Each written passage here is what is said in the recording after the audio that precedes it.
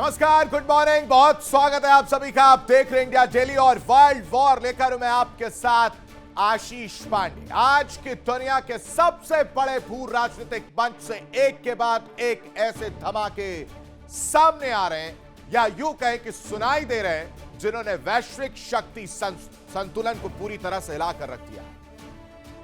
एक तरफ खाड़ी के देशों यानी कतर की अगर बात की जाए, सऊदी अरब की बात की जाए या फिर ओमान की बात की जाए, तो इनकी नई रणनीतिक चाल सामने आई है, जिसमें अमेरिका को किनारे करने की बात कही जा रही है। साइड लगाना अमेरिका को लेकर अब प्लानिंग प्लॉटिंग जो है ये तीन देश कर रहे हैं, जिसमें आपका कतर, सऊदी अरब और ओमान शामिल है।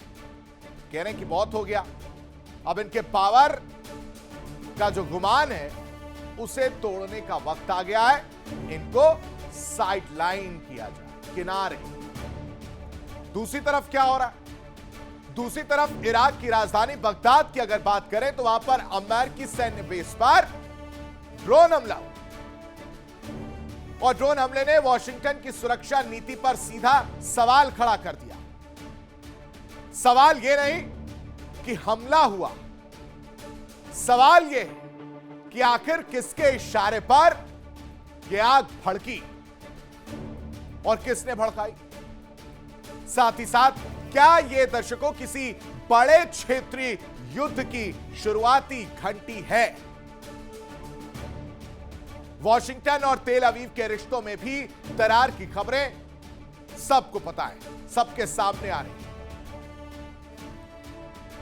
ट्रंप और नेतन्याहू के बीच जिगरी दोस्ती के टूटने की अटकलों ने सब कुछ तहस नहस करने की पटकथा लिखती है। पश्चिमी गठबंधन की एकता पर गंभीर सवाल खड़े कर दिए। नेतन्याहू ने एक ऐसा बयान दिया है जिससे अमेरिका को मिर्ची लग सकती है। दर्शक, चेहरा लाल हो सकता, परेशान हो सकते हैं डोनाल्ड ट्रंप। कयास लगने लगे हैं कि इजराइल अब एक के बाद एक अमेरिका से सारे रिश्ते नाते खत्म कर देगा, तोड़ देगा, ऐसे सब कुछ खत्म। और अगर यह दरार गहरी होती है तो इसका असर सीधे मिडिल ईस्ट की सुरक्षा संरचना पर पड़ेगा। और इसी वैश्विक उथल पुथल के बीच समझिए क्या हो रहा है। उथल पुथल के बीच रूस यूक्रेन युद्ध एक बार फिर भीषण मोड़ पर पहुंच चुका है। हमले हो रहे हैं, एक के बाद एक कई हमले किए जा रहे हैं दोनों ही तरफ से। बदलते मोर्चे और बढ़ती मानवीय त्रासदी ये संकेत दे रहे हैं कि संघर्ष अब थमने वाला नहीं, बल्कि और ज्यादा एग्रेसिव और ज्यादा आक्रामक होता जा रहा है। यानी कुल मिलाकर तस्वीर बेहद गंभीर है। एक तरफ खाड़ी में नई रणनीतिक बिसात बिछ रही, दूसरी तरफ ड्रोन हमले और युद्ध मोर्चे लगातार गर्म हैं, और बीच में वैश्विक शक्तियों के रिश्तों में दरारें गहराती जा रही है। दुनिया एक ऐसे मोड़ पर खड़ी है दर्शकों, जहां हर दिन बदलती चालें किसी बड़े टकराव की भूमिका लिख रही है। और सवाल यही, क्या यह सिर्फ तनाव है या किसी बड़े वैश्विक तूफान की शुरुआत? क्या है इसकी पिक्चर आपके सामने अगले 1 घंटे रखूंगा। और अब वर्ल्ड वॉर की शुरुआत करेंगे। सबसे पहले नजर डालते हैं आज की 4 बड़ी खबरों पर, जिस पर चर्चा करते हुए नजर आएंगे, विश्लेषण करेंगे और बताएंगे कि किस तरह से वर्ल्ड वॉर में कहानी अब एक के बाद एक बदलती हुई नजर आ रही है। वो 4 बड़ी खबरें आपके सामने फटाफट रख देते हैं। सबसे पहले वर्ल्ड वॉर में अब बात करेंगे, वो खबर है खाड़ी के नए दांव को लेकर, और यूएस को घाव मिलता हुआ नजर आ रहा है। ये तैयारी सऊदी, कतर, ये सब मिलकर सामने आ चुके हैं। आपको याद हो कि कुछ दिन पहले एक बयान दिया गया था, कहा गया था कि होर्मुज से टैक्स वसूला जाएगा, जिसका विरोध अमेरिका ने किया। अमेरिका ने कहा कि अगर ऐसा हुआ तो हमले किए जा सकते। फिर ईरान ने सुरक्षा का हवाला दिया, खाड़ी देशों को कहा कि भाई साहब हमें अमेरिका पर डिपेंड रहना क्यों है, आइए साथ मिलकर फेंकते और हुर्मुज से हो रही कमाई को बांटेंगे। अब इससे क्या होगा दर्शकों, यानी यह तैयारी है अमेरिका को साइडलाइन करने। इसकी इनसाइड स्टोरी क्या है आपके सामने रखेंगे। दूसरी बड़ी खबर जिस पर चर्चा करते हुए हम नजर आएंगे वो आपको बता देते हैं। वर्ल्ड वॉर में दूसरी बड़ी खबर है, यूएस बेस पर ड्रोन हमला देखने को मिल रहा है, लेकिन सवाल यह कि आखिर किया किसने। यूएस बेस पर ड्रोन हमला, वो भी ऐसे समय में जब बातचीत का दौर देखने को मिल रहा है। यह हमला बता रहा है कि अभी भी कहीं ना कहीं जो आग है वो ठंडी नहीं पड़ी। जो सवाल है उसके जवाब तलाशने की कोशिश की जा रही है। और यह हमला कर कौन रहा, किसकी रणनीति, कौन है इसके पीछे, इसकी तस्वीर आपके सामने रखूंगा। लेकिन तीसरी बड़ी खबर जिस पर चर्चा करते हुए हम नजर आएंगे वो आपको बताते हैं कि वर्ल्ड वॉर में तीसरी बड़ी खबर है, जिगरी दोस्ती में आखिरकार टूट पड़ गई है, क्योंकि नेतन्याहू ने कहा है कि मैं अमेरिका पर डिपेंडेंट नहीं रहूंगा, किसी भी योजना का लाभ नहीं चाहिए, एक फूटी कौड़ी भी मुझे अमेरिका से नहीं चाहिए। यह बात नेतन्याहू साफ करते हुए नजर आए हैं। टाइमिंग बहुत इंपॉर्टेंट, और यह ऐसे समय में बयान है जब दक्षिणी लेबनान को लेकर इजराइल मुखर है, हमले कर रहा है, हिजबुल्लाह को खत्म करने का काम कर रहा है। 8% तक नेतन्याहू कह रहे हैं कि सिर्फ हिजबुल्लाह रह गया है जिसे जड़ से उखाड़ फेंकेंगे, और जो पहले कभी साथ थे, जिन्होंने कभी पहले साथ मिलकर हमला किया था, वो अब अलग अलग हो गए, जिसमें ये नाराजगी, ये तलखी, ये आक्रोश, ये गुस्सा और ये चेतावनी या फिर ये आईना दिखाने का काम नेतन्याहू ने किया। कह रहे कि हम आप पर डिपेंडेंट नहीं हैं। इसकी कहानी भी मैं आपको बताऊंगा, लेकिन चौथी बड़ी खबर जिस पर चर्चा करेंगे वो आपके सामने रख देते हैं। चौथी बड़ी खबर है, रूस यूक्रेन वार, लगातार ताबड़तोड़ प्रहार जारी है, हमले हो रहे हैं, यूक्रेन रूस पर वार कर रहा है, रूस यूक्रेन पर वार कर रहा है, लेकिन कोई भी थमने का नाम नहीं ले रहा है, कोई भी रुकने का नाम नहीं ले रहा है, कोई भी झुकने का नाम नहीं ले रहा है, और यह लड़ाई लंबी खिंचती जा रही है। एक बार फिर से हमला जो है वो देखने को मिला है। आखिर किस जगह पर यह हमला किया गया है और यह लड़ाई कब तक चलेगी, इसकी भी तस्वीर आपके सामने रखूंगा। ये 4 बड़ी खबरें जिस पर विश्लेषण करते हुए नजर आएंगे, लेकिन इन सब के बीच 4 और बड़ी खबरें आपके सामने रख देते हैं। ट्रंप एक बार फिर से एक्शन मोड में नजर आ रहे हैं। ईरान पर फुल स्केल सैन्य अभियान पर मंथन किया जा रहा है। ट्रंप के सामने कई मिलिट्री ऑप्शन जो है वो रखे गए हैं। इजरायली रिपोर्ट का यह बड़ा दावा है। ये इस वक्त की बड़ी खबर आपको बता रहा हूं। एक्शन मोड में ट्रंप नजर आ रहे हैं, फुल स्केल वॉर की तैयारी है, सैन्य अभियान पर मंथन किया जा रहा है और कई मिलिट्री ऑप्शन रखा गया। लेकिन दूसरी बड़ी खबर समझिए, ईरान ने अमेरिका के साथ सीधी बातचीत से पूरी तरह से इनकार कर दिया है।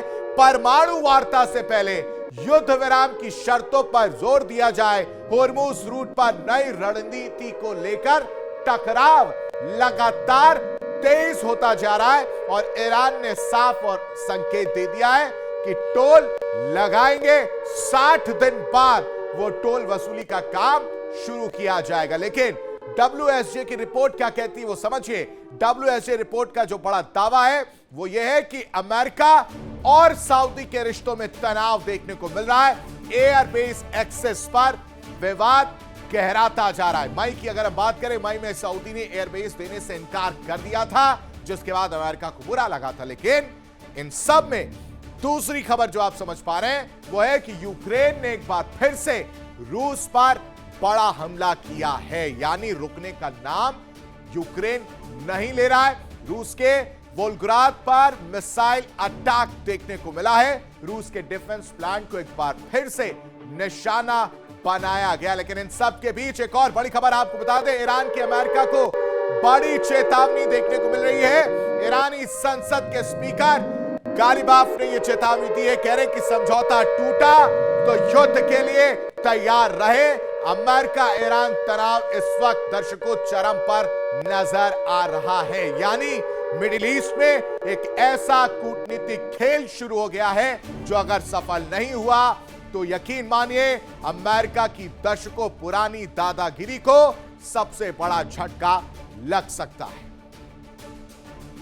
सऊदी अरब, कतर और ओमान अब ऐसी ईरान डील पर काम कर रहे हैं जिसमें अमेरिका की कोई भूमिका नहीं। अमेरिका का कोई भी लेना देना इससे नहीं होगा, साइड लाइन कर दिया गया है। यह तो सुपर पावर है और सुपर पावर को इस साइड लाइन करने की तैयारी इस प्लानिंग के तहत हो रही है। यानी मकसद साफ है, खाड़ी में चाहिए स्थायी शांति, खाड़ी में चाहिए तेल व्यापार पर सुरक्षा और खाड़ी में चाहिए ईरान के साथ ऐसा समझौता जिसे वॉशिंगटन की मंजूरी की जरूरत ही ना पड़े। यानी डायरेक्टली ये कहे तो वॉशिंगटन के ऊपर डिपेंड ना रहना पड़े। तो क्या अमेरिका को मिडिल ईस्ट से बाहर का रास्ता दिखाया जा रहा? क्या हॉर्मूज की ताकत ने सुपर पावर को बैकफुट पर खड़ा कर दिया है? क्या कहानी है ये समझिए, क्योंकि खाड़ी देशों का जो ये नया दाव है यह अमेरिका को परेशान करने वाला है, यह अमेरिका को बड़ा घाव देने वाला है। सऊदी, कतर और ओमान की यह साझा पहल परेशान करने वाली है और लक्ष्य एक है, अगस्त 2026 तक फाइनल डील हो जाए जिसमें अमेरिका की भूमिका सीमित कर दी जाए। क्षेत्रीय देशों के जरिए समझौते पर जोर है, लेकिन सवाल आपके मन में यह आ रहा होगा कि आखिर अमेरिका को बाहर क्यों करना है? दरअसल इसके पीछे जो कहानी निकलकर सामने आई वो समझिए कि जंग के बाद यूएस की विश्वसनीयता पर सवाल उठा है। भरोसा नहीं किया जा सकता अमेरिका पर, इस तरह के मन में सवाल आ रहे हैं।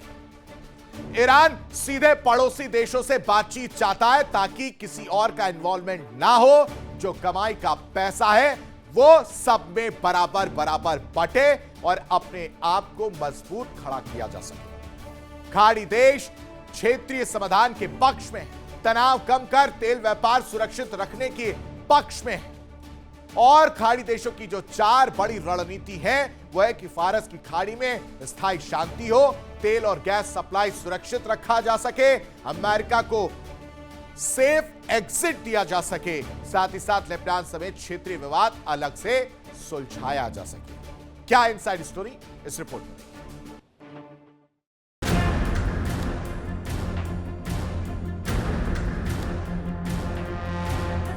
ईरान डील का गेम चेंज।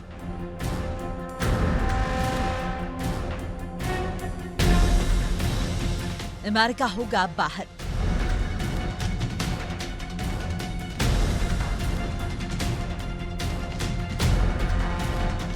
सऊदी कतर का नया पावर प्ले।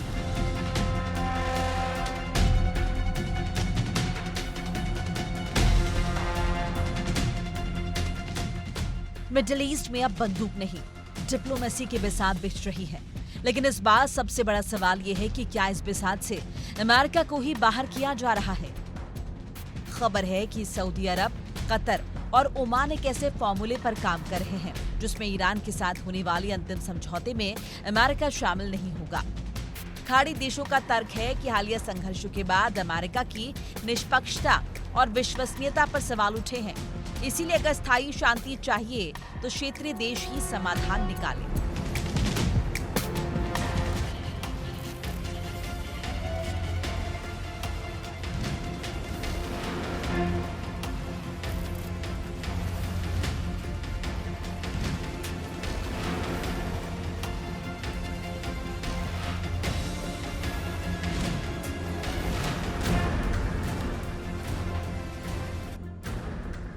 बताया जा रहा है कि प्रस्तावित अमेरिका ईरान बैठक के बाद अगस्त 2026 तक एक व्यापक समझौते की कोशिश होगी जिसमें अमेरिका की भूमिका सीमित या समाप्त की जा सकती है। खाड़ी देशों की पहली प्राथमिकता है फारस की खाड़ी में स्थायी शांति, क्योंकि हर तनाव का सबसे बड़ा असर तेल और गैस के कारोबार पर पड़ता है। दूसरी बड़ी रणनीति ईरान विवाद को क्षेत्रीय मसला घोषित करना ताकि बाहरी शक्तियों की दखल कम हो। तीसरी वजह पड़ोसी देशों की सुरक्षा।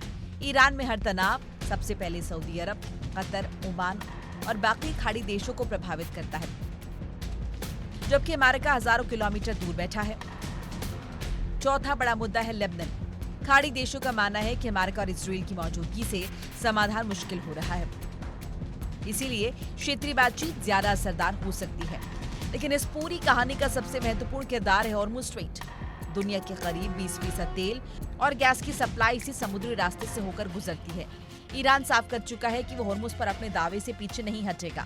यही वजह है कि हॉर्मुज़ सिर्फ समुद्री रास्ता नहीं, बल्कि आज की वैश्विक राजनीति का सबसे बड़ा स्ट्रैटेजिक हथियार बन चुका है। अब सवाल यह है कि क्या अमेरिका सचमुच ईरान डील से बाहर होगा? क्या खाड़ी देश अपनी नई रणनीति में सफल होंगे, या फिर मिडिल ईस्ट की राजनीति एक बार फिर से किसी नए टकराव की ओर बढ़ेगी? Iran, America, Saudi, Qatar, Oman, middle east की नई कूटनीतिक बिसात पर अब हर चाल पूरी दुनिया की अर्थव्यवस्था और ऊर्जा सुरक्षा को प्रभावित करेगी, क्योंकि इस बार दांव सिर्फ एक समझौते का नहीं, पूरे पश्चिम एशिया की नई ताकत और नई व्यवस्था का है। Bureau report, India TV. एक और बड़ी खबर आपको बता देता हूं, नेतन्याहू का लेबनान पर बड़ा ऐलान सामने आया है। दक्षिणी लेबनान से पीछे इजराइल नहीं हटेगा। दक्षिणी लेबनान में इजरायली सेना से नेतन्याहू मिले हैं। रक्षा मंत्री इजराइल काट्स भी इस दौरान मौजूद रहे और जाहिर सी बात है कि जो इनपुट्स थे, जो तैयारी थी, जो जानकारी थी, वो साझा करते हुए अपनी सेना के साथ नजर आए हैं।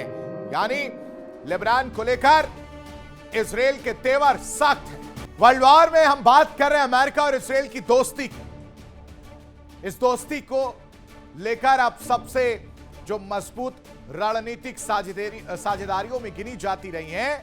हर साल अरबों डॉलर की अमेरिकी सैन्य सहायता इजराइल की सुरक्षा व्यवस्था की रीढ़ मानी जाती, लेकिन अब कहानी बदलती गई। अब प्रधानमंत्री बेंजामिन नेतन्याहू ने ऐसा बयान दिया दर्शकों, जिसने पूरी दुनिया का ध्यान खींच लिया है। नेतन्याहू ने साफ कहा कि वो अमेरिका की सरकारी सहायता बंद करना चाहते हैं।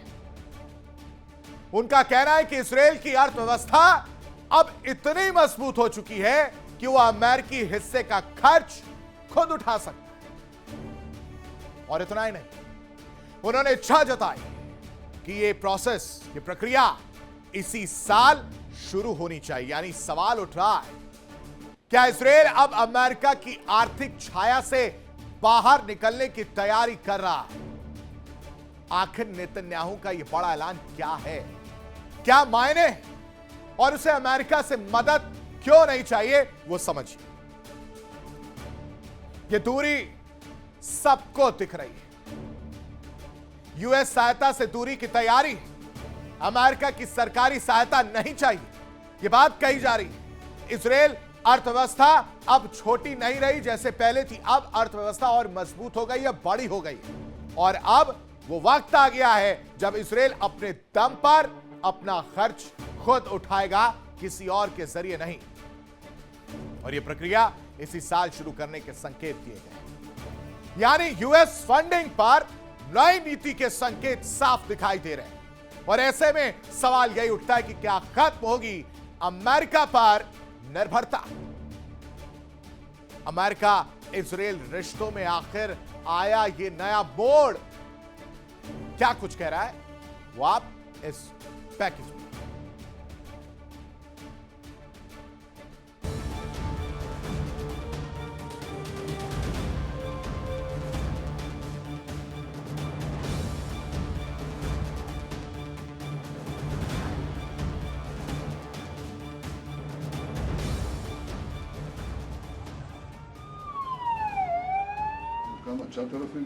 नेतन्याहू का यह बयान ऐसे समय में आया जब पश्चिम एशिया में युद्ध, सुरक्षा और कूटनीतिक समीकरण तेजी से बदल रहे हैं। इजराइल को हर साल अमेरिका से मिलने वाली सैन्य सहायता उसकी रक्षा क्षमता का अहम हिस्सा रही है, लेकिन अब नेतन्याहू का कहना है इजराइल की अर्थव्यवस्था पहले जैसी नहीं रही। देश अब इतना सक्षम हो चुका है कि वो अमेरिकी सहायता पर निर्भर रहे बिना अपनी रक्षा जरूरतों को पूरा कर सकता है। अमेरिका और इसराइल के बीच रक्षा सहयोग लंबे समय से बेहद मजबूत रहा। आधुनिक हथियारों से लेकर मिसाइल डिफेंस सिस्टम तक दोनों देशों की साझेदारी रणनीतिक रूप से बेहद अहम मानी जाती है। लेकिन नेतन्याहू का संदेश साफ है, इसराइल अब आर्थिक रूप से पहले से कहीं ज्यादा मजबूत है और अमेरिकी सहायता के बिना भी अपनी सुरक्षा जरूरतों का भार उठाने में सक्षम है। नेतन्याहू के इस बयान के कई राजनीतिक मायने भी निकाले जा रहे हैं। विश्लेषकों का मानना है कि यह संदेश सिर्फ अमेरिका के लिए नहीं बल्कि पूरी दुनिया के लिए है। इसराइल ये दिखाना चाहता है कि उसकी आर्थिक और सैन्य क्षमता अब इतनी मजबूत है कि वो अपने फैसले स्वतंत्र रूप से लेने की स्थिति में है। क्या इसराइल अब अमेरिकी आर्थिक सहायता से पूरी तरह बाहर निकलने की तैयारी कर रहा है? क्या ये आत्मनिर्भरता का नया मॉडल है या रणनीतिक संदेश? क्या अमेरिका इसराइल रिश्तों का नया अध्याय शुरू होने वाला है? नेतन्याहू के इस बयान ने सिर्फ एक आर्थिक मुद्दा नहीं उठा बल्कि दुनिया की सबसे मजबूत रणनीतिक साझेदारियों में से एक के भविष्य पर भी बहस छेड़ दी है। अगर इसराइल वास्तव में अमेरिकी सरकारी सहायता कम करने या समाप्त करने की दिशा में कदम बढ़ाता है तो इसका असर केवल दोनों देशों के रिश्तों पर ही नहीं बल्कि पूरे पश्चिम एशिया के सामरिक संतुलन पर भी पड़ सकता है। अब निगाहें इस बात पर होंगी कि वॉशिंगटन इस संदेश को किस रूप में लेता है और आने वाले महीनों में दोनों देशों के रिश्ते किस दिशा में बढ़ते हैं। Bureau report, India daily.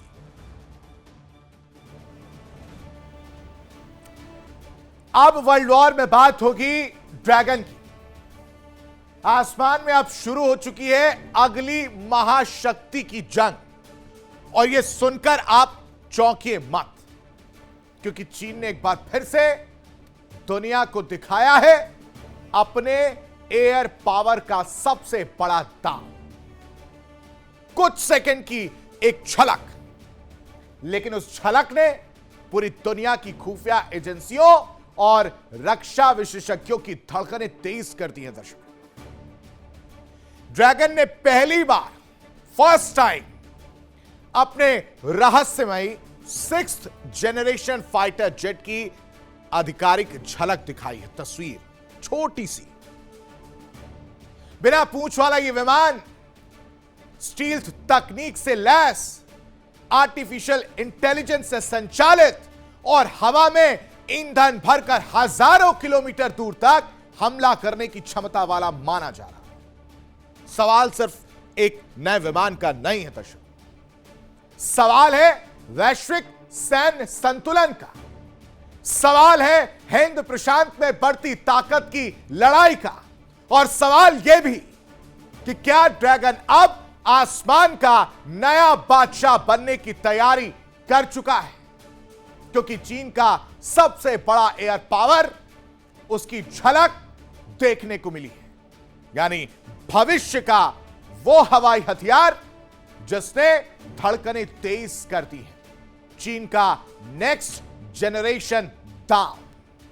बिल्कुल सही सुना आपने, 6th जनरेशन जेट की यह पहली झलक है जो आप देख रहे हैं। टेक्नोलॉजी से लैस, हवा में ईंधन भर सकता है, लंबी दूरी के मिशन आसान होंगे, ड्रोन के साथ हमला कर सकता है, और तो और ज्यादा मिसाइलें ले जाने में यह सक्षम है। दुश्मन के रडार इसे पकड़ पाने में नाकामयाब साबित होंगे, लेकिन इसका आधिकारिक नाम का खुलासा नहीं किया गया है। नेक्स्ट जनरेशन फाइटर की होड़ अब साफ तौर पर देखने को मिल रही है।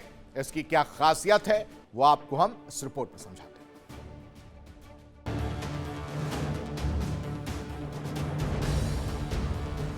Standing up again because Iran. 知道，咱今天也是。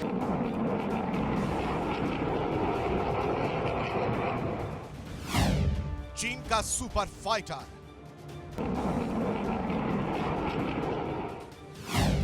sixth generation की पहली झलक,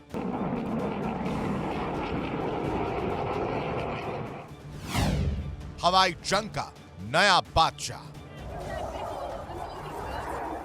आसमान में उड़ती एक रहस्यमयी परछाई, महज कुछ सेकंड का वीडियो, लेकिन पूरी दुनिया में मच गई हलचल। चीन ने पहली बार अपने 6th जनरेशन फाइट जेट की आधिकारिक झलक दिखाकर यह संकेत दे दिया है कि अगली पीढ़ी की हवाई जंग में उसकी तैयारी अब सिर्फ कागजों तक सीमित नहीं है। PLA के आधिकारिक वीडियो में दिखाई देने वाला बिना पूंछ वाला यह लड़ाकू विमान रक्षा विशेषज्ञों के मुताबिक चीन का J-36 या J-50 प्रोटोटाइप हो सकता है। वीडियो में Y-20 ट्रांसपोर्ट विमान के पायलटों के बीच हुई बातचीत में मास्टर 6 और लिटिल 6 का जिक्र भी सुनाई देता है। माना जा रहा है कि लिटिल 6 इसी नए फाइटर जेट का कोड नेम है। पहली बार चीन के सरकारी मीडिया ने इस तरह सार्वजनिक संकेत दिया। 6th जनरेशन फाइटर जेट को भविष्य की हवाई जंग का सबसे घातक हथियार माना जा रहा है। इसमें बेहद कम रडार सिग्नेचर वाली स्टील तकनीक, आर्टिफिशियल इंटेलिजेंस आधारित मिशन सिस्टम, भारी हथियार ले जाने की क्षमता और ड्रोन के साथ मिलकर लड़ने जैसे अत्याधुनिक तकनीकें होने की संभावना जताई जा रही है। यानी आने वाले युद्धों में इंसान और मशीन एक साथ लड़ते दिखाई दे सकते हैं। दुनिया की बड़ी सैन्य ताकतें भी 6th जनरेशन फाइटर विकसित करने की दौड़ में। अमेरिका अपना F-47 विकसित कर रहा है। रूस और यूरोप भी नई परियोजनाओं पर काम कर रहे हैं, लेकिन रक्षा विश्लेषकों का दावा है कि चीन के कम से कम 2 प्रोटोटाइप पहले ही उड़ान परीक्षण के चरण में पहुंच चुके हैं। अगर यह सच है तो ड्रैगन इस दौड़ में बढ़त लेने की कोशिश करता नजर आ रहा है। हालांकि चीन ने अभी तक इस विमान का आधिकारिक नाम, तकनीकी क्षमताएं या प्रदर्शन संबंधी कोई विस्तृत जानकारी जारी नहीं की है, इसलिए इसकी वास्तविक ताकत और दावों की स्वतंत्र पुष्टि अभी नहीं हो सकी। लेकिन सिर्फ कुछ सेकंड की इस झलक ने दुनिया को इतना जरूर बता दिया है कि बीजिंग अब भविष्य की एयर वॉरफेयर में खुद को सबसे आगे दिखाना चाहता है। ड्रैगन ने अपने सबसे रहस्यमय हथियार का सिर्फ ट्रेलर दिखाया, पूरी तस्वीर अभी बाकी है। लेकिन इतना तय कि दुनिया के आसमान में अब मुकाबला सिर्फ फाइटर जेट्स का नहीं, बल्कि तकनीक, आर्टिफिशियल इंटेलिजेंस और सैन्य वर्चस्व का होगा। आने वाले सालों में यह दौड़ तय करेगी कि भविष्य के युद्ध में आसमान पर किसका राज होगा। Bureau report, India daily 24/7। इस बीच एक और बड़ी खबर, होर्मुज पर स्पीकर गालिबाफ का बड़ा बयान सामने आया। कह रहे हैं होर्मुज से 40 मिलियन बैरल से ज्यादा तेल अब तक एक्सपोर्ट किया जा चुका है। साथ ही साथ होर्मुज से नाकेबंदी हटने के बाद तेल एक्सपोर्ट किया गया है और यह सब कुछ हुआ है दर्शकों पिछले 10 से 12 दिनों में। यह कहानी सामने आ रही। कह रहे ईरान होर्मुज में अपने अधिकारों से पीछे नहीं हटेगा। इस बात को कान खोलकर अमेरिका सुन ले, वो सबको साथ लेकर आएगा। गल्फ कंट्रीज की बात हो रही, वो सबको साथ लेकर आएगा। होर्मुज पर एक सहमति राय जो है वो देखने को मिलेगी और फिर बराबर का पैसा बांटकर अमेरिका को साइडलाइन किया जाएगा, क्योंकि यही सिर्फ और सिर्फ एक मकसद है। फिलहाल वर्ल्ड वॉर में अभी के लिए बस इतना ही। तमाम बड़ी खबरों के लिए आप बने रहिए इंडिया डेली के साथ।